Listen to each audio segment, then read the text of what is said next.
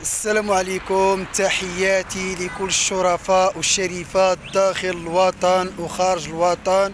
كل التضامن مع الأخ محمد والزوجة ديالو فاطمة اللي كيزاولوا التجارة ديال بيع السمك بمدينة الفنيدق من داخل مدينة ديال رينكون المضيق شمال المغرب.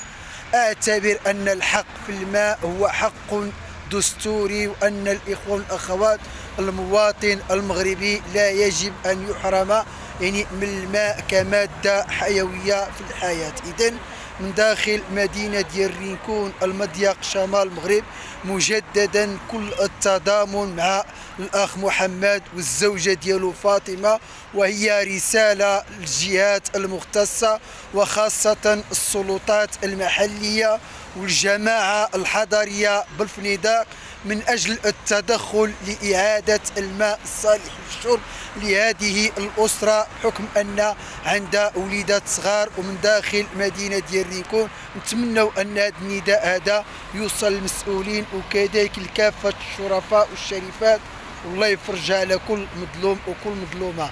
تحياتي.